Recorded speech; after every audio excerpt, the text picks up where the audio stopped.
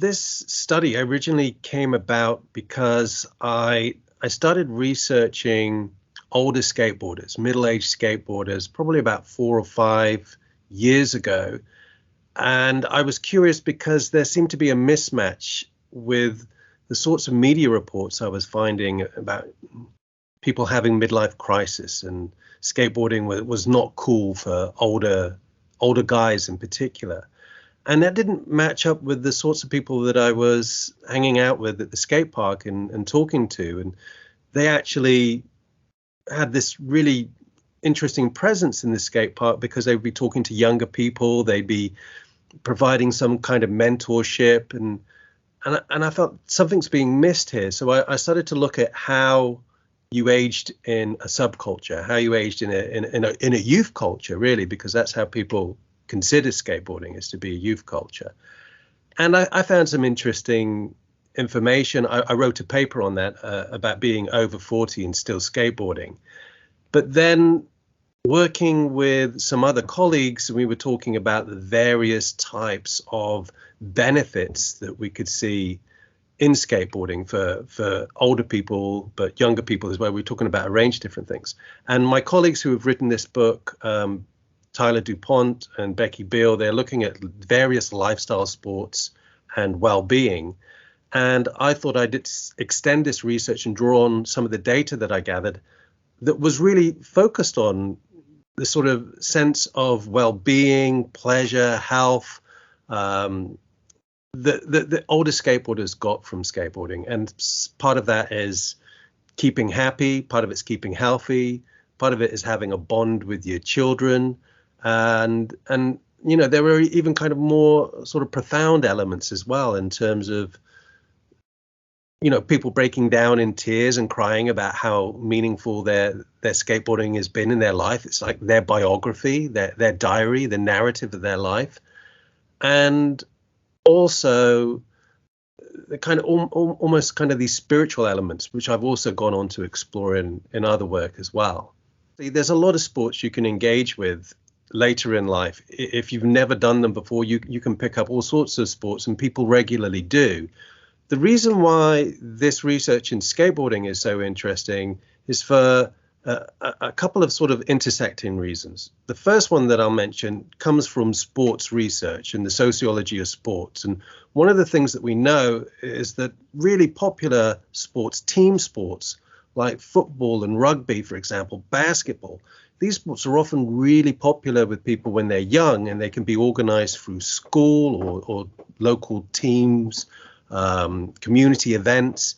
But what happens as people age and they get involved in their career, and they also get involved in relationships, rearing kids, it's often quite hard to keep those sorts of communities going, to keep those team memberships going.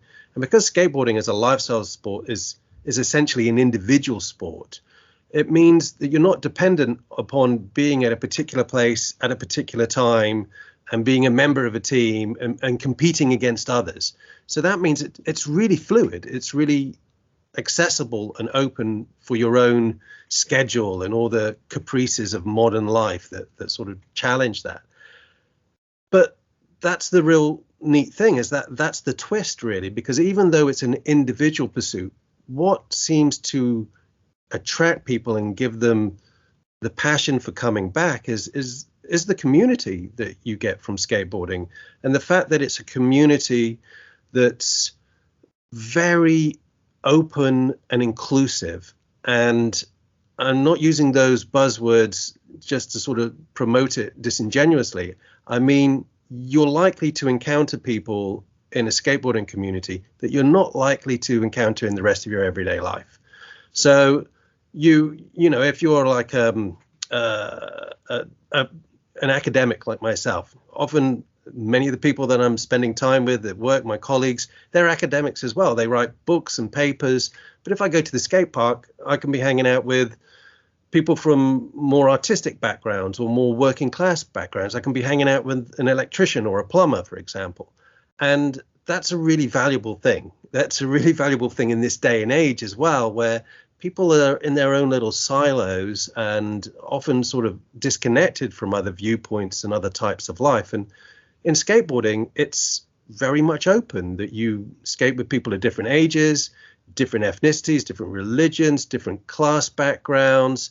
And that actually generates a very rich type of community, because you've all got the passion for the same activity, but at the same time you can sort of find a common ground through this. And that's one of the really beneficial things that I keep on seeing, is people being very open to the community they've got in skateboarding, really valuing it.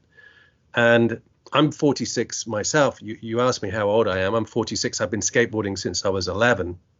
And there's been times in my life when I've been less able to skateboard because, family life's been busy or work's been busy. But it's always something that I've been able to come back to and tap into. An example that I can give you is just a few weeks ago, I went and visited some colleagues up in London, and, traveling from the southwest up to London. And I turned up at the local skate park there and was greeted, never met anyone before at that skate park in Crystal Palace. Put my bag down, had my wallet in it, my phone, put my bag down and just skated. I skated for the next 3 or 4 hours at the skate park and made friends. And you think about just turning up into a big city like London and immediately having a group of friends to hang out with and being able to put your belongings down and feel safe about where they are.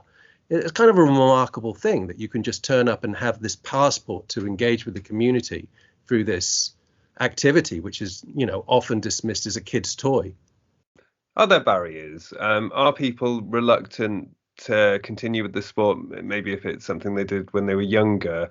And are there growing numbers of middle-aged people still doing it, or are you still in very much the minority? And do you feel very much in the minority when you do it? Yeah, I'm not in the minority. And this most recent piece of research that's been published, the majority of the people that took part in this research are middle-aged men, but there's also increasing numbers of middle-aged women who are skateboarding. Some of them have picked it up again after having a rest. Some have just been continuing, like myself and many others.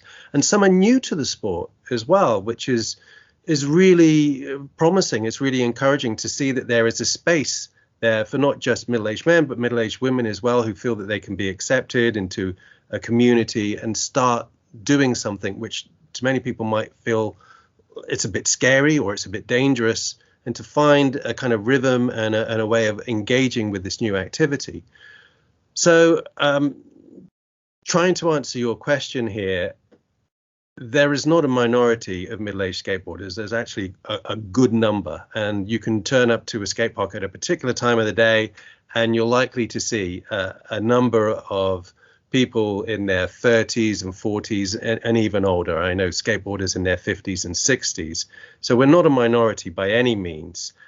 At the same time, there are people who have started to skateboard who never did it before in their youth, who might be in their mid 40s or 50s even. I've certainly met 1 or 2 people who started skateboarding in their 50s, and it's been great for them. They've really enjoyed it.